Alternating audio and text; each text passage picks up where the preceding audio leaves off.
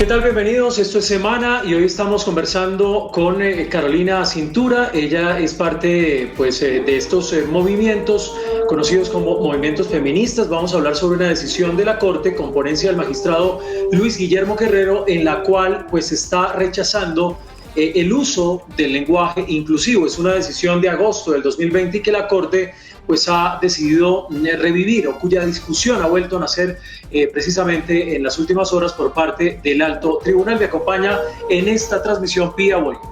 Hola, muy buenas tardes, y a esta hora saludamos a nuestra invitada. Ella es Carolina Cintura. Ella es literata, hace parte de un colectivo feminista, se llama Siete Polas, tienen mucha visibilidad sobre todo en las redes sociales, y le invitamos hoy a hablar acá precisamente sobre este fallo que ha generado un poco de polémica de la Corte Constitucional, que básicamente le dice que no al lenguaje inclusivo en Colombia.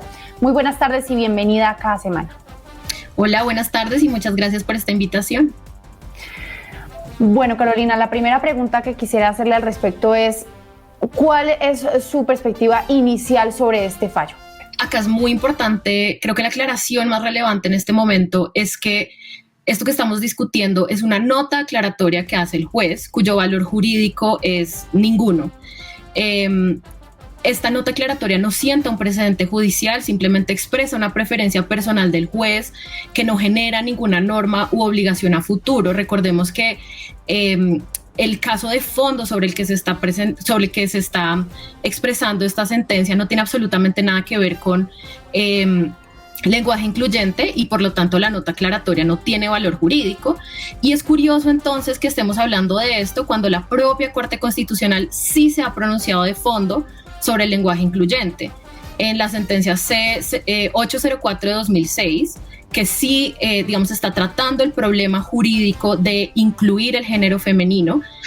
Dice, y acá cito: hablar de niño, adulto, hombres es un lenguaje que perpetúa la discriminación contra las mujeres.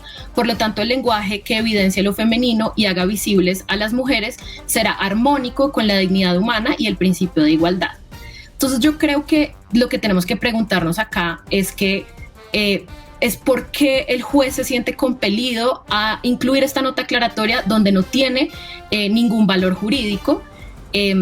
Pero lo que sí hay que insistir mucho es que obviamente por el poder que representa la Corte Constitucional y el poder que ejerce el juez cuando escribe su providencia, esto sí, tiene una relevancia social. Yo me pregunto por qué el juez se siente compelido a pronunciarse en contra del lenguaje incluyente cuando él sabe, seguramente mejor que cualquiera de nosotros, que la declaración de su preferencia personal no tiene ningún valor jurídico, y además por qué decide perpetuar en una providencia judicial de una de las altas cortes la idea sesgada de que la RAE es la única autoridad en materia de la lengua, cuando se trata de una institución colonial que en 300 años de historia nunca ha sido dirigida por una mujer, que ha contado con solo 11 mujeres en su seno, que además pretende regular de manera tajante y cerrada una cosa viva como la lengua misma. Y lo que me resulta más diciente es que el juez haya decidido hacer esta aclaración, que, como decía, es innecesaria y es jurídicamente irrelevante, precisamente en una sentencia que se refiere a violencia de género. Y entonces resulta de una particular miopía, en mi opinión, insistir en borrar a las mujeres cuando, como sociedad, ya tenemos claro que la violencia contra la mujer se perpetúa a través de cosas aparentemente pequeñas, pero sistemáticas como esta, como el uso del lenguaje, como la necesidad de nombrar a las mujeres, de tener mucha claridad de los espacios a los que nosotras hemos entrado y en los que existimos. Si la Corte Constitucional no tiene en cuenta la RAE en temas de lenguaje, ¿a quién deberían tener en cuenta? Bueno, lo que pasa es que la RAE es uno entre muchas autoridades frente a la lengua.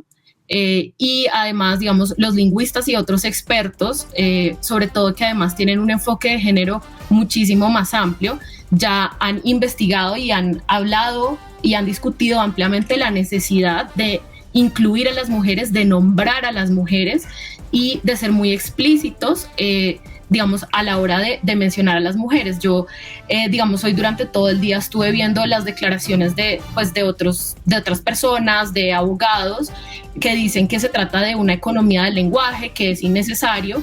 Y a mí sí me resulta muy curioso porque, digamos, ¿por qué economizar en el lenguaje en algo tan relevante como la justicia de género cuando las providencias judiciales en Colombia son todo menos económicas en el uso del lenguaje?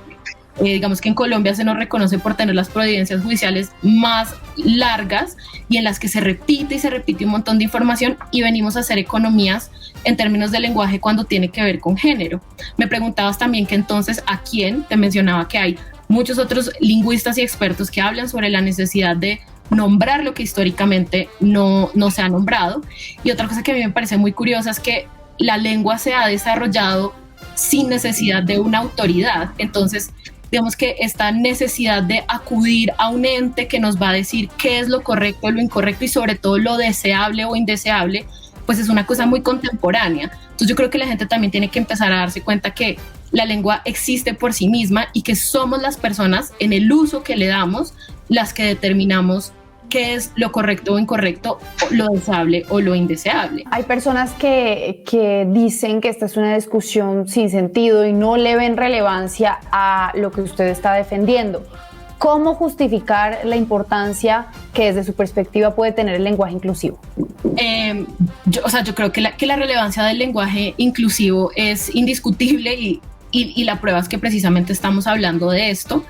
Y cómo, digamos, defender esta posición pues tiene que ver también con que el lenguaje expresa los principios y los valores de una sociedad y además en su uso está, digamos, perpetuando esos valores o cambiándolos. Entonces, en la medida en que nosotros decimos que queremos explícitamente mencionar a las juezas, a las abogadas, a las usuarias, a las mujeres, a las niñas, lo que estamos diciendo es que nuestro sistema jurídico en particular, pero nuestra sociedad en general, quiere darnos a nosotras las mujeres la preponderancia que necesitamos, sobre todo en estos momentos en que hemos visto que al borrar históricamente a las mujeres de espacios de poder como este, pues eso tiene unas repercusiones muy graves para la justicia de género y para otras cuestiones, por ejemplo, como la violencia que se ejerce en contra de las mujeres. Carolina, una pregunta. Si una persona va, por ejemplo, a hablar de un grupo de alumnos, dice la RAE, en ese caso involucra a mujeres y hombres, aunque haya más mujeres que hombres. ¿En qué otros casos, Carolina, ya para ir cerrando rápidamente esta entrevista, se ve esa discriminación de alguna manera en el lenguaje, en la vida diaria? Bueno, pues he mencionado una situación muy clara y es, digamos, en la educación. Cuando mencionamos a los y las estudiantes, pues lo que estamos haciendo es darle también un lugar de preponderancia o simplemente su lugar a las estudiantes como un elemento central e importante en un salón de clase. En esta situación particular que estamos viendo, mencionar a las juezas, mencionar a las abogadas, también, digamos, como sociedad nos permite usar el lenguaje como la herramienta y el símbolo que es para señalar el avance que hemos tenido y que queremos seguir teniendo en la inclusión de las mujeres en cualquier espacio, digamos, de la sociedad. Y en la medida en que no hablamos de eso, pues sí se genera una confusión acerca de quiénes, una confusión simbólica y social acerca de quiénes son las personas que pertenecen o no pertenecen en un espacio. Y en la medida en que no mencionamos explícitamente a las mujeres, implícitamente lo que estamos haciendo es borrarlas de esos espacios y hacer parecer que no pertenecen en ellos. Pues bien, nos acompañó en esta transmisión Carolina Cintura, quien es literata, parte de los movimientos feministas. Recuerde que la ampliación de esta noticia, de esta decisión de la Corte Constitucional, usted la puede revisar ya en www.semana.com y puede seguirnos en todas las plataformas digitales como @revistasemana.